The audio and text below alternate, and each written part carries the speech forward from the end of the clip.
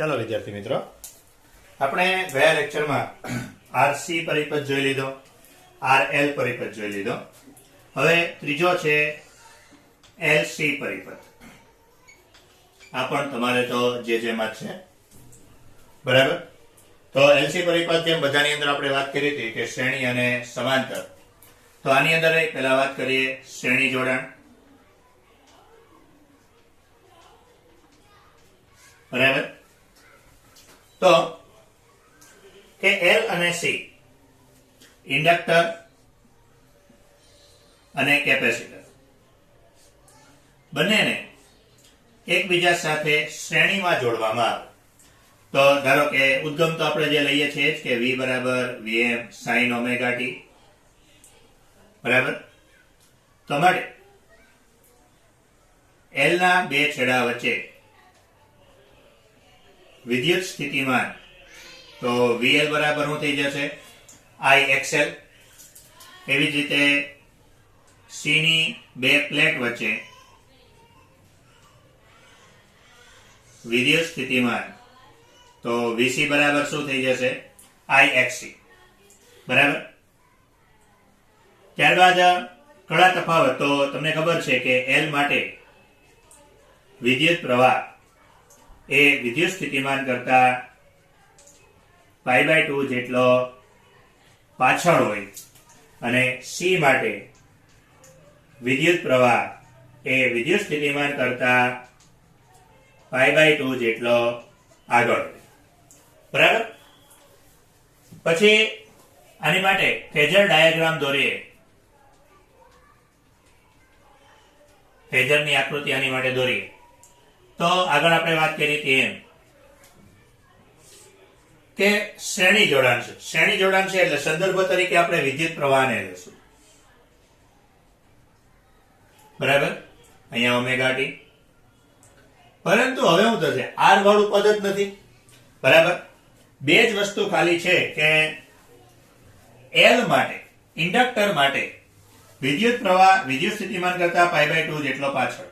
એનો અર્થ વિદ્યુત સ્થિતિમાન વિદ્યુત પ્રવાહ કરતા π/2 જેટલો આગળ, બરાબર. IL VL એટલે VL IL કરતા π/2 જેટલો આગળ. એટલે મારે VL ક્યાં દોરવાનો, આગળ. એટલે આ બાજુ આવશે ક્યાં, આ ખૂણો કેટલો, 90. IC VC કરતા π/2 જેટલો આગળ. એનો અર્થ VC IC કરતા π/2 જેટલો પાછળ. અને મારે VC ક્યાં દોરવાનો, તો આ બાજુ. કેટલો ખૂણો, 90 નો. તો આ બે નો પરિણામી ક્યાં આવશે, તો પરિણામી અહીંયા જ ક્યાંક આવશે, બરાબર. બે વચ્ચેનો ખૂણો કેટલો થઈ ગયો, તો બે વચ્ચેનો ખૂણો 180. તો માટે તેનો પરિણામી વિદ્યુત સ્થિતિમાન,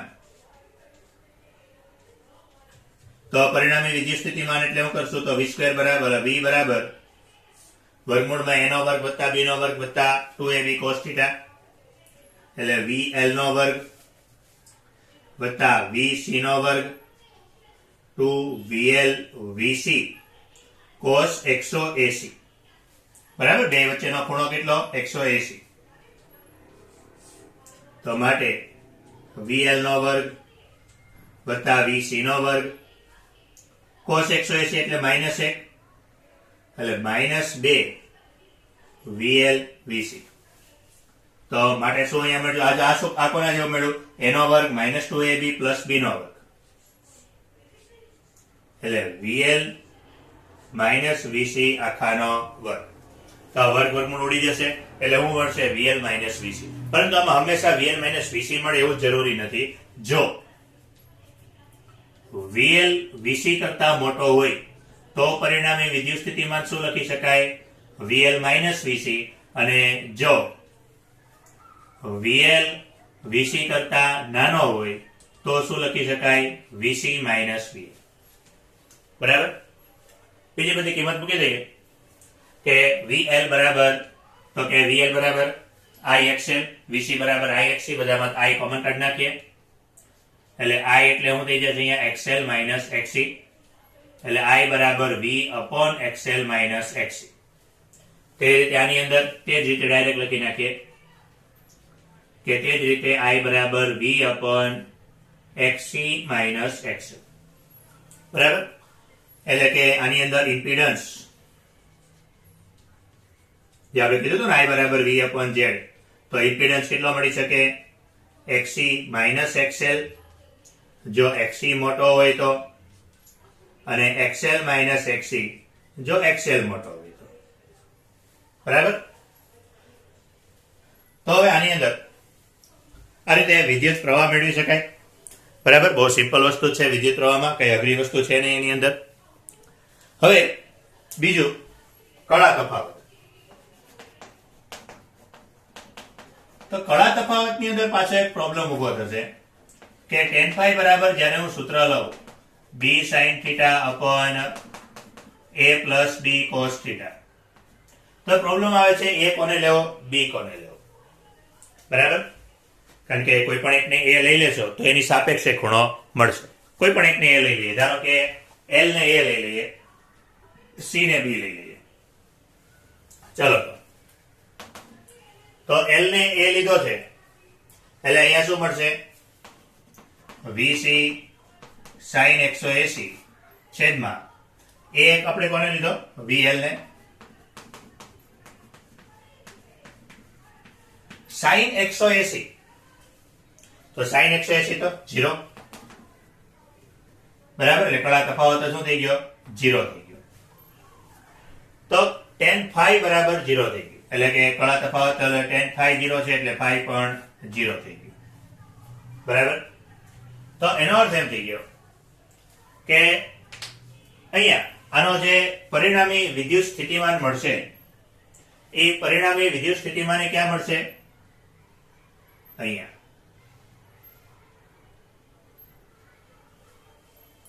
બરાબર, કે પરિણામી વિદ્યુત સ્થિતિમાન, એ પરિણામી વિદ્યુત સ્થિતિમાન તો ક્યાં મળવો જોઈએ? આની ઉપર, વિદ્યુત પ્રવાહ ઉપર. બરાબર, થોડીક સમજવામાં આપણી ખામી રહી ગઈ. આપણે જે આ સમીકરણ છે એ સમીકરણ શું દર્શાવે છે કે આ જે કળા તફાવતનું કે ખૂણાનું સમીકરણ છે આ હંમેશા a ની સાપેક્ષે દર્શાવે. મેં અહીંયા a કોને લીધો? vl.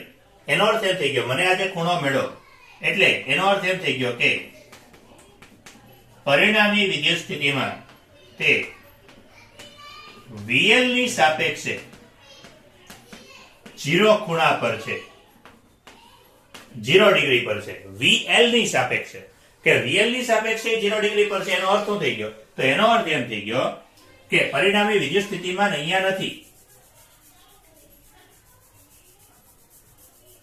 બરાબર, આપણું જે ચોથા ચેપ્ટર 11મા ધોરણનું જે આ સૂત્ર છે એ સૂત્રમાં તો શું હતું કે ભાઈ સદિશ a ની સાપેક્ષે જવાબ હતો. બરાબર, એટલે એનો અર્થ એમ થઈ ગયો કે એ જે સમય મળ્યો એ vl ની સાપેક્ષે 0 મળ્યો. તો vl ની સાપેક્ષે 0 મળ્યો એનો અર્થ કે જે ખૂણો છે એ ખૂણો ક્યાં મળશે? vl ની ઉપર જ.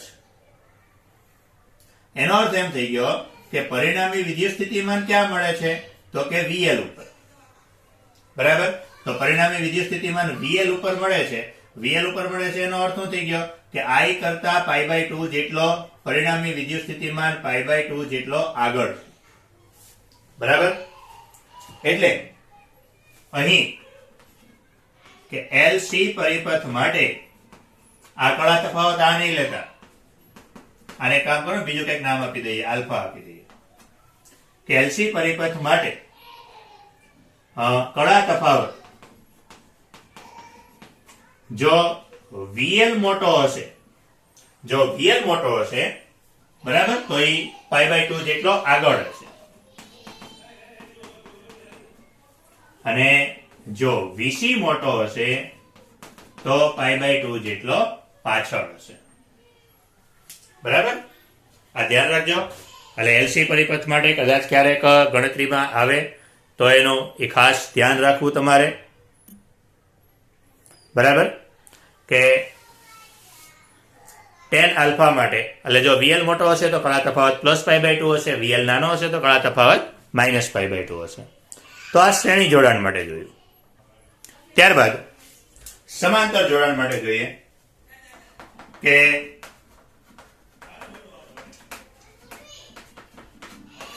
સમાંતર જોડાણ માટે કે ઉદ્ગમ માટે ઇન્ડક્ટર, કેપેસિટર બધાને સમાંતર જોડીએ. જો બીજું બધું લખાણ તો સેમ ટુ સેમ જ રહેશે, એટલે બીજા બધા એમાં બહુ ટાઈમ નથી બગાડતા. એનો ડાયરેક્ટ ફેઝર ડાયાગ્રામ જ દોરીએ. હવે બધાનો વિદ્યુત સ્થિતિમાન સરખો હશે, V બરાબર Vm sin omega t, પરંતુ બધાનો વિદ્યુત પ્રવાહ જુદો હશે, IL IC. એટલે આપણે સંદર્ભ તરીકે વિદ્યુત સ્થિતિમાનને લેશું. બરાબર. તો આપણે હમણાં કીધું એમ કે ઇન્ડક્ટર છે, ઇન્ડક્ટરમાં કે વિદ્યુત પ્રવાહ તે વિદ્યુત સ્થિતિમાન કરતા π/2 જેટલો પાછળ, એટલે વિદ્યુત પ્રવાહ ક્યાં અહીંયા ક્યાંક આવશે, કોનો? ઇન્ડક્ટરનો. કેપેસિટરનો વિદ્યુત પ્રવાહ આ બાજુ આવશે. એટલે ફરીથી પરિણામી વિદ્યુત પ્રવાહ, જો આગળ જે હમણાં જોયું ને એની જેવું જ થશે કે પરિણામી વિદ્યુત પ્રવાહ તમને છેલ્લે શું મળશે? IL minus IC. જો IL મોટો હોય તો એટલે I બરાબર V upon R કરીએ એટલે V upon XL, V upon XC. બરાબર. એટલે I બરાબર 1 upon XL, 1 upon XC. એનો અર્થ કે આની અંદર ઇમ્પિડન્સ, તો ઇમ્પિડન્સ શું મળશે કે 1 upon Z બરાબર 1 upon XL minus 1 upon XC. જો XL મોટો હોય તો, એટલે IL મોટો હોય તો, બરાબર. IL મોટો હશે તો XL નાનો હશે. અને એવી જ રીતે જો ઉલટું હશે તો XC મોટો હોય, બરાબર. કે સોરી XC નહીં, કારણ કે જો XL મોટો હોય તો જ એનો 1 upon કરશું તો કિંમત નાની થશે, તો જ આ અવરોધ ધન મળશે, કારણ કે અવરોધ ધન મળવો જોઈએ. આની માટે કળા તફાવતમાં બધું સેમ ટુ સેમ જ રહેશે કે tan phi બરાબર 180 થશે, બરાબર. એટલે બીજી કઈ બહુ માથાકૂટ નથી કરવી. આના માટે પણ કળા તફાવત તો ની જે કન્ડિશન છે એમને એમ જ રહેશે કે કળા તફાવત તો બેઠો જ રહેશે કે જો VL મોટો હશે તો +π/2, VL નાનો હશે તો -π/2, બરાબર. કળા તફાવતમાં કઈ ફરક પડવાનો નથી. તો આ ટોટલ વધારાની જે થિયરી 3 આપણે કરાવવાની હતી એ અહીંયા પૂરી થઈ ગઈ. આપણે માત્ર અવરોધ જોયો, માત્ર ઇન્ડક્ટર જોયો, માત્ર કેપેસિટર જોયો, પછી બે ના જોડકા જોયા. હવે વાત કરવાની છે 3 ને એક સાથે લઈએ તો ગણતરી કઈ રીતે કરી શકાય.